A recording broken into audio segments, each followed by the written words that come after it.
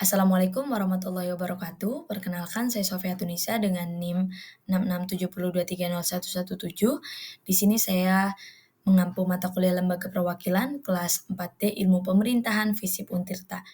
Di sini kita akan membahas mengenai efektivitas fungsi legislasi DPR RI dalam perspektif teori perwakilan politik. Kita masuk ke dalam latar belakang masalah, di mana kita sudah mengetahui bahwasannya DPR RI sendiri memiliki peran yang sentral dalam sistem demokrasi karena DPR RI ini memegang fungsi sebagai legislasi representasi rakyat, di mana rakyat jika memiliki aspirasi itu lewat DPR RI dan DPR RI yang menindaki atas aspirasi tersebut. Kemudian kinerja legislasi ini sebenarnya dipertanyakan karena banyak sekali kritik yang muncul karena produktivitas daripada DPR RI ini sangat rendah.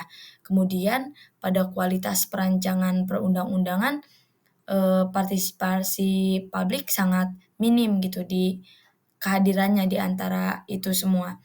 Kemudian data kinerja legislasi, di sini contoh nyatanya ada 40 RUU yang sudah ada di Prolegnas, namun memiliki banyak sekali kritik dan kegagalan, bahkan hanya 11 UU yang dapat disahkan.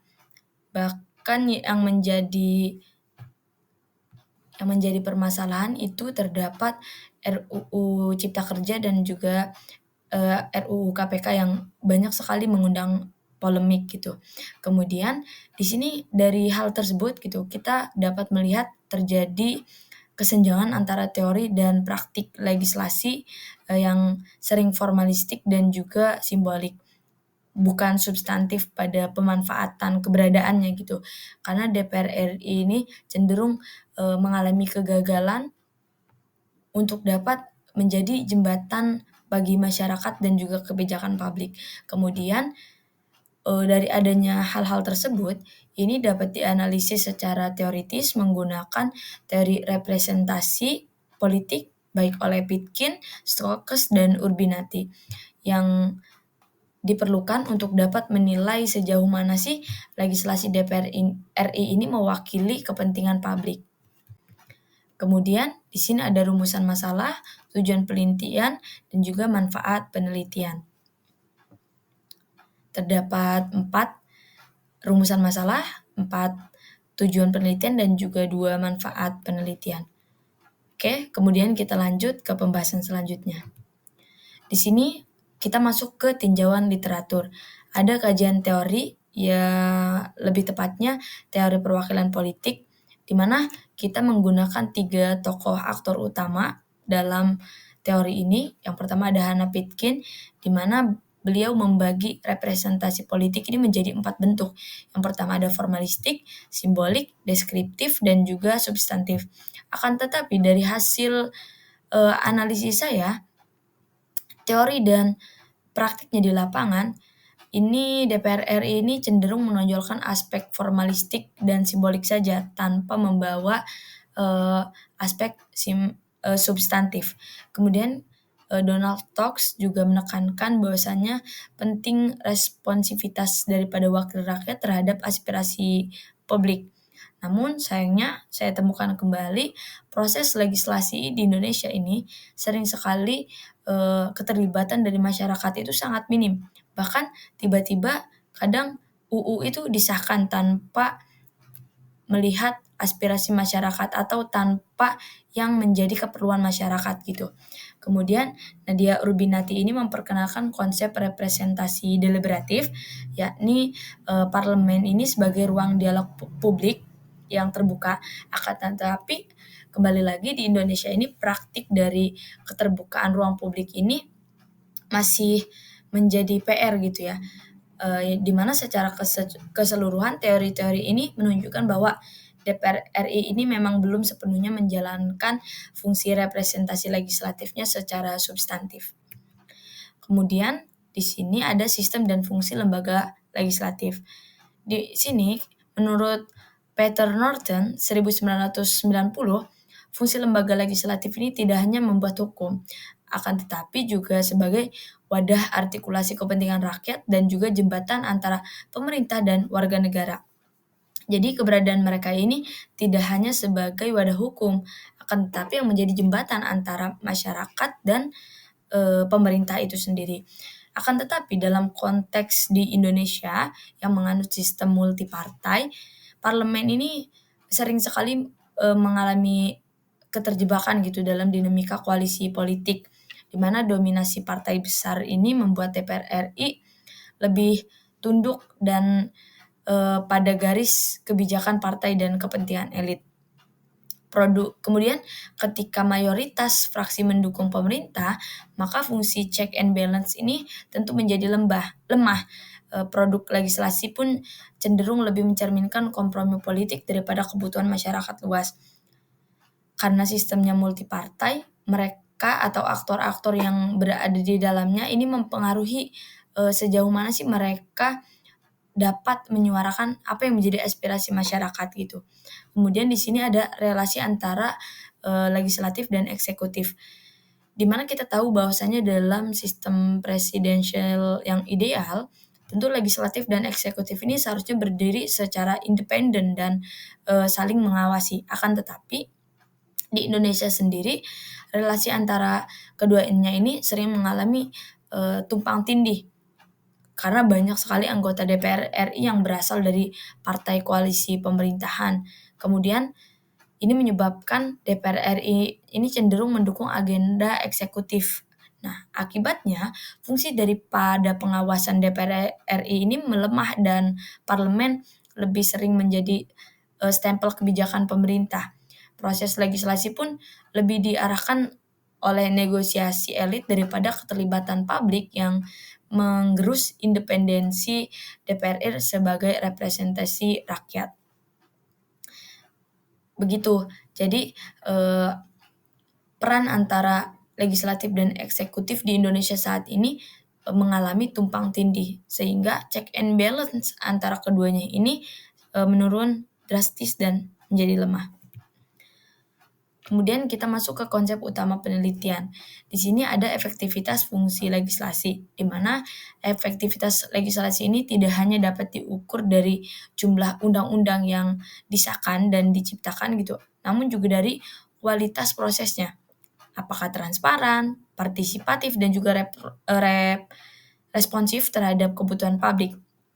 Legislasi yang efektif ini mampu menyelesaikan persoalan masyarakat tanpa menimbulkan resistensi.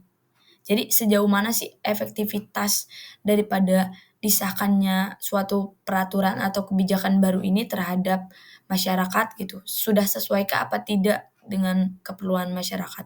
Kemudian representasi politik, di mana, representasi politik ini tentu ideal tercermin dari kemampuan anggota DPR RI untuk menyerap, menyuarakan, dan memperjuangkan aspirasi masyarakat. Ya, tentu hal ini tidak hanya cukup hanya terpilih secara formal. Mereka ini harus menunjukkan keberpihakan nyata dalam tindakan dan kebijakan. Tidak disarankan DPR RI ini dekat dengan rakyat hanya pada saat pemilu. Namun setelahnya, mereka juga harus dapat menyerap, menyuarakan aspirasi dan apa yang menjadi keluhan di antara masyarakat. Kemudian, konsep yang terakhir adalah partisipasi publik dalam legislasi, di mana partisipasi masyarakat ini sangat penting dalam setiap tahapan pembentukan undang-undang, dan keterlibatan publik ini tentu dapat meningkatkan legitimasi, akuntabilitas, dan kualitas hukum, serta mencegah munculnya resistensi sosial. Karena keberadaan publik di dalam pengesahan suatu kebijakan itu sangat diperlukan, supaya, kebijakan yang baru ini sesuai dengan kebutuhan masyarakat. Kemudian di sini saya, mengambil 4 penelitian terdahulu. Di sini ada Wahdiono 2025 dengan judul demikian, ada Zainal Arifin Muchtar, ada Sirojul Munir, dan Agus Riwanto, di mana, perbedaan dan persamaan dari penelitian kami sudah saya usahakan menjadi sejalan begitu pembahasannya dan tidak tumpang tindih. Kemudian di sini ada metode penelitian, saya menggunakan metode studi literatur atau kajian pustaka, baik menggunakan jurnal ilmiah, buku akademik, laporan lembaga resmi, dan lain sebagainya. Kemudian kita masuk ke pembahasan. Di pembahasan ini saya melihat adanya kesenjangan idealisme dan realitas. DPR RI secara normatif seharusnya kan menjalankan legislasi yang terbuka dan berpihak pada rakyat. Akan tetapi dalam praktiknya, fungsi ini sering terjebak pada kepentingan partai dan elit politik, sehingga legislasi ini lebih menekankan prosedur formal daripada kualitas substansi dan partisipasi publik.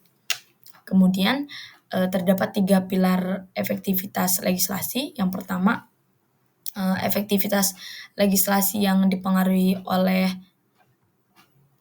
di sini kita melihat 3 pilar efektivitas legislasi. Yang pertama ada integritas politik legislator, kemudian sistem internal parlemen, dan keterlibatan publik. Akan tetapi di Indonesia sendiri mengenai keterlibatan publik ini sering hanya dilibatkan secara simbolik, dan keputusan yang dilahirkan ini didominasi oleh kalkulasi politik jangka pendek.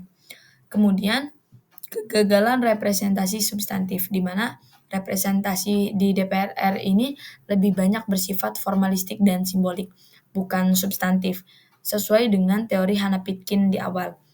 Kemudian legislator ini cenderung menjadi simbol elit, bukan penghubung nyata dengan rakyat, karena dibutuhkan reformasi budaya politik dan penguatan kapasitas legislator agar esensi daripada representasi dari masyarakat ini dapat dikembalikan. Kemudian di sini ada kesimpulan dan rekomendasi. Kesimpulannya adalah bahwa fungsi legislasi DPR RI ini masih jauh sekali antara teori dan praktiknya. Karena proses legislasi ini lebih bersifat simbolik dan prosedural, bukan sebagai alat untuk memang benar-benar memperjuangkan apa yang menjadi aspirasi masyarakat. Kemudian minimnya partisipasi publik, dominasi partai politik yang masih sangat mendominasi, dan kuatnya pengaruh eksekutif menjadi hambatan utama dalam mewujudkan fungsi representasi DPR RI itu sendiri. Kemudian rekomendasi yang saya tawarkan adalah penguatan representasi substantif, di mana fokus pada substansi aspirasi masyarakat ini bukan hanya sekedar prosedur yang formal. Kemudian peningkatan partisipasi publik dengan mendorong forum dengar pendapat, konsultasi publik daring gitu, dan juga keterlibatan masyarakat sipil. Jadi dilibatkan semua masyarakatnya secara terbuka gitu.